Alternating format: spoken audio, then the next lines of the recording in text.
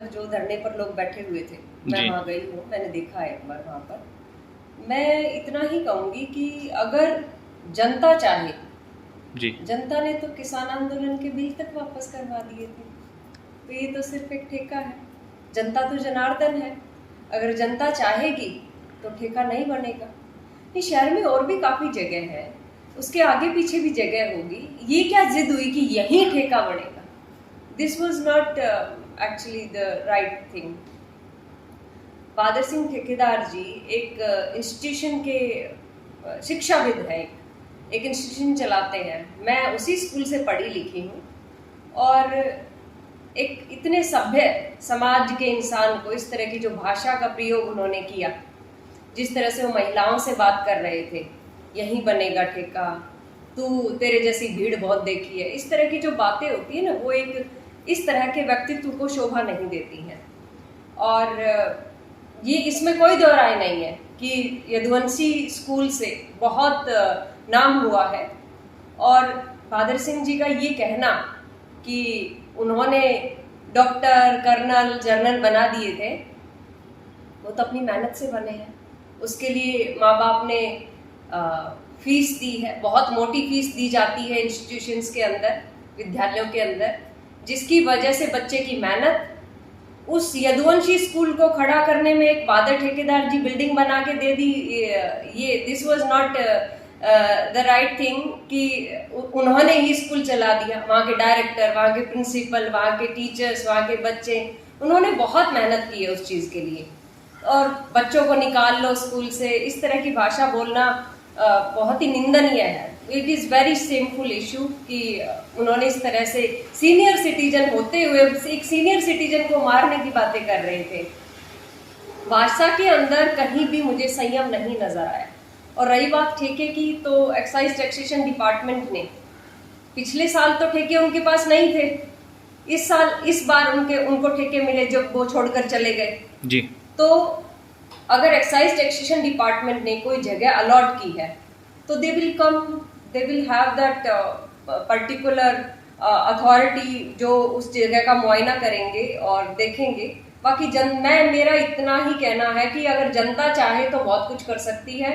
ठेका नहीं बनेगा तो नहीं ही बनेगा। और वो एक रेजिडेंशियल एरिया है, मैंने वो पूरा एरिया देखा है, उसके अंदर सड़क पे घर है जी। उस रोड पर बहुत सारे हॉस्पिटल्स हैं, उसी रोड पर अंदर जाके एक स्कूल भी है। और इसमें कोई दो राय नहीं है जो छोटे छोटे बच्चे कह रहे हैं कि रात को 7 बजे तक, 6:30 बजे तक हम लोग खेलते हैं। आज के समय में कितना मुश्किल हो गया है बच्चों की सेफ्टी करना, औरत की सेफ्टी करना। ऐसा नहीं है कि आप कहीं भी कभी भी निकल सकते हो। ठेका खुलना एक रेजिडेंशियल कमर्शियल एरिया के अंदर, जहाँ पर बहुत सारे लोग आवासीय रह रहे हैं जिस जगह पर, वहाँ मैं तो सही मानती नहीं। ठेका यहाँ पास में भी है, मेरे हॉस्पिटल से थोड़ी दूरी पर कमर्शियल लैंड है ये सारा, तो यहाँ पास में भी है एक ठेका। यहाँ किसी को कोई आपत्ति नहीं है क्योंकि it is a commercial place. सब्जी मंडी में भी है वो, जैसा बता रहे थे। तो अगर सिर्फ कमर्शियल प्लेस को अगर देखा जाए तो आप ओपन कर सकते हैं, but that is residential area also, hospitals हैं वहाँ पर, तो किस तरह का माहौल बनेगा ये मुझे बताने की आवश्यकता नहीं है। मैम, जिस तरह से आप भी यदुवंशी स्कूल की छात्रा रही हैं और छात्रों ने भी सोशल मीडिया पर जी यदुवंशी स्कूल को बॉयकॉट करना शुरू कर दिया है, क्योंकि यदुवंशी ग्रुप ऑफ इंस्टीट्यूशंस के चेयरमैन ने कहा था कि अपने बच्चे निकाल लीजिए, तो स्टूडेंट्स ने कहा है इट्स वेरी शेमफुल, उनको इस तरह की भाषा का यूज़ नहीं करना चाहिए और यदुवंशी स्कूल को बॉयकॉट कर देना चाहिए। क्या कहेंगी? मैं इस बारे में ये कहूँगी, यदुवंशी स्कूल की बिल्डिंग बहादुर सिंह जी ने ज़रूर बनाई होगी। उसको नींव को सींचने के लिए वहाँ के डायरेक्टर, प्रिंसिपल, बच्चे और जो स्कूल प्रशासन ने, जो शिक्षकों ने जो मेहनत की है, ये उसका नतीजा है। डॉक्टर, इंजीनियर बनते तो अपने घर में सभी को ही बना लेते, अपने घर में सबको जनरल, कर्नल बना लेते। ये किसने कहा कि यदुवंशी स्कूल आने के बाद ही महेंद्रगढ़ के बच्चों के भविष्य लिखे गए हैं? महेंद्रगढ़ से पढ़ने वाले तो आज हाई कोर्ट में जज है, महेंद्रगढ़ से पढ़ने वाले तो IAS IPS भी बने हैं। महेंद्रगढ़ यदुवंशी स्कूल में पढ़ने वाले उन बच्चों का श्रेय नहीं लेंगे जो आज जेलों में बंद है, जो डॉन बन गए, जो मुजरिम बन गए, वो भी यदुवंशी स्कूल के ही बच्चे थे। तो अगर क्रेडिट ही लेना चाहते हो तो फिर हर चीज का क्रेडिट लो आप। खाली एक महिला को, जिस महिला को वो बोल रहे हैं, मैं उन्हें भली भांति जानती हूँ, उनका पूरा परिवार यदुवंशी स्कूल से पढ़कर गया है। और ये बोल देना कि अपने बच्चों को निकाल लीजिए, तो वो तो शिक्षकों जब अभी मार्च अप्रैल में एडमिशन होते हैं तो हम देखते हैं गली गली में यदुवंशी का स्टाफ घुमा रहा होता है। बहादुर सिंह जी हाथ जोड़कर विनती करवाते हैं कि हमारे स्कूल में बच्चे भेजिए, तो वो तो इस क्षेत्र की जो जनता है, वो जो अभिभावक है, वो बता देंगे कि बच्चों को आगे पढ़ाना है कि नहीं पढ़ाना है। बच्चे फ्री में तो पढ़कर आए नहीं जी, माँ बाप ने मोटी फीस दी है। मैं कहती हूँ सारे स्कूल एक जैसे हैं। छोटे स्कूल मेहनत करते हैं, बड़ाई बड़े स्कूल खाते हैं। जो भविष्य का 11वीं क्लास 12वीं क्लास में बच्चा जाके वहां पर एडमिशन लेता है, उससे पहले भी तो बच्चा कहीं पढ़ा होगा ना। मैं इतना तक कहती हूँ कि आप बच्चे को भेजिए स्कूल में, उस पर ध्यान देना बंद कर दे माँ बाप, वो कहाँ से क्या बन जाएगा। आप उसकी जो पढ़ने की क्षमता है उस पर अगर माँ बाप ध्यान नहीं देगा, शिक्षक ध्यान नहीं देंगे, बस बहादुर सिंह जी बना देंगे क्या उसको। मैम, महेंद्रगढ़ के लोगों का ये कहना है कि बहादुर सिंह वैसे मूल रूप से राजस्थान के रहने वाले हैं, विधायक रहे नांगल चौधरी क्षेत्र से और काम किया महेंद्रगढ़ के अंदर। महेंद्रगढ़ के लोगों ने उनको इतना मान सम्मान इज्जत दी और उसके बदले वो महेंद्रगढ़ के जो बुजुर्ग व्यक्ति हैं, महिलाएं, वो उनकी बेइज्जती कर रहे हैं, ऐसा भी चला हुआ है। जी बिल्कुल, जिन बुजुर्ग पिता तुल्य लोगों के सामने उन्होंने इस तरह की भाषा का इस्तेमाल किया, उन्होंने तो बहादुर सिंह जी को यहाँ से और यहाँ जाते हुए देखा है। उन्होंने खेतों में भागते हुए भी देखा है, स्कूटर पे भी जाते हुए देखा है, भैंस चराते हुए भी देखा है, एक शिक्षण संस्थान खोलने के बाद उसको ऊंचाइयों पर ले जाते हुए भी देखा है। आज पहले यदुवंशी स्कूल कहाँ था और आज कहाँ आ गया है, आप खुद ही देख लीजिए, मुझे तो बताने की आवश्यकता नहीं है। तो बुजुर्ग से या महिलाओं से, किसी से भी इतने बड़े कद का इंसान इस तरह की बातें जब करता है तो वो निंदनीय ही है। भाषा इंसान को गधे पे चढ़ा देती है और घोड़े पे बिठा देती है, बस इतना ही तो फर्क होता है। अगर इतनी समझ होती तो उन्हें बोलने का भी पता होता, उनके संस्कार दिखते हैं उस चीज से। आप खाली यदुवंशी स्कूल को मत जोड़िए, उनका काम शुरू से ठेकेदारी का भी रहा है, इसमें कोई दो राय नहीं है। इसके माध्यम से ही उन्होंने यदुवंशी स्कूल को आगे शुरू किया था।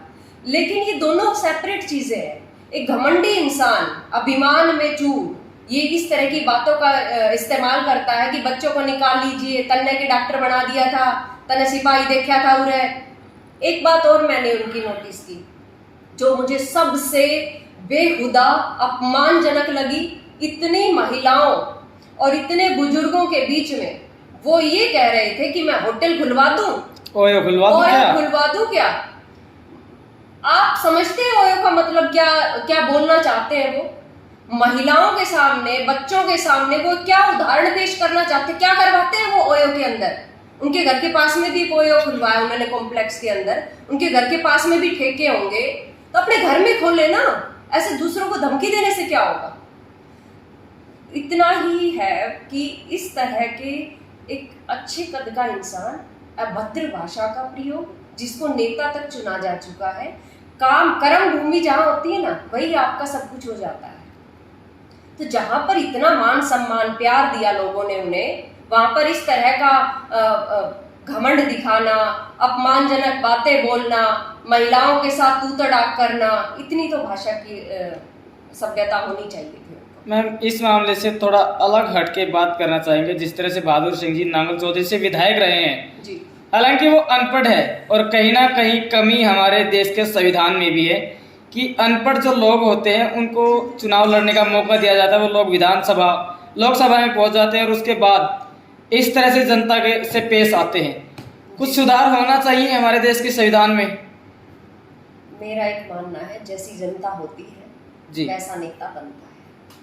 जनता जिस समय पर ये वोट मांगने जाते हैं तब कुछ और होती है, जब ये इलेक्शन जीत जाते हैं तब कुछ और होती है, और जब इनके साथ फोटो खिंचवानी होती है तब कुछ और होती है। जनता जनार्दन ही तो तय करती है किसी नेता को, वही तो नेता बनाती है। किस बेसिस पे आप नेता बना रहे हैं? अनपढ़ता दो तरह की होती है, एक किताबी ज्ञान होने के बावजूद लोग अनपढ़ होते हैं, एक वैसे ही अनपढ़ होते हैं जी। तो ये सारी चीजें जो है ना, ये अलग है। विधायक होना वहां की जनता ने चाहा तो विधायक बने, वहां की जनता चाहेगी तो नहीं बनेंगे। जी सब कुछ तो जनता के हाथ में है, दूसरों पर टाल देने से तो बातें सरल नहीं हो जाती ना। जिस तरह से मैम अभी भी ठेके का निर्माण कार्य जारी है, एक तरफ बहादुर सिंह जी ने डिक्लेयर कर दिया कि था कि ठेका यहीं बनेगा, दूसरी तरफ दूसरी तरफ लोग विरोध प्रदर्शन भी कर रहे हैं। ऐसे में जो महेंद्रगढ़ की जनता है जी, उनसे आपकी क्या अपील रहेगी, या फिर जो सोसाइटी है रामविहार कॉलोनी की, उनके लिए क्या मैसेज रहेगा? ये खाली महेंद्रगढ़ की सोसाइटी जनता के लिए अपील की बात नहीं है जी, ये सबको एकजुट साथ आने की बात है। उस जगह पर जो लोग रहते हैं इसका विरोध करना चाहिए पुरजोर तरीके से। अगर जनता चाहती है, वो रेजिडेंशियल एरिया है, इसमें कोई दो राय नहीं है, वहाँ सड़क पर लोगों के घर बने हुए हैं, वहाँ सड़क पर ही हॉस्पिटल भी बने हुए हैं, वहीं अंदर जाके जो कॉलोनी है उसमें स्कूल भी है। अगर इस तरह की जनता के सामने चुनौतियां आ रही हैं और उनको ये लग रहा है कि ये दिक्कत कर रहा है, तो उनको पुरजोर विरोध करना चाहिए और महेंद्रगढ़ के पूरे समाज को, पूरे लोगों को उनका साथ देना चाहिए। ठेका बनेगा जिद नहीं है, कानूनी तौर पर ठेका बनना हो सकता है वहां पर जायज हो, तभी तो वो बना पा रहे हैं, लेकिन जनता के सामने तो कुछ भी झुक सकता है। जब किसान बिल वापस हो सकते हैं तो ठेका भी वापस हो सकता है, उसकी जगह उसका स्थान भी बदला जा सकता है। तो ये हमारे साथ आज हमारे खास मेहमान के रूप में मौजूद रही शोभा डेंटल क्लिनिक की संचालक डॉक्टर शोभा यादव, जिन्होंने बड़ी बेबाकी से और बड़े शालीन तरीके से अपनी राय जनता के सामने रखी।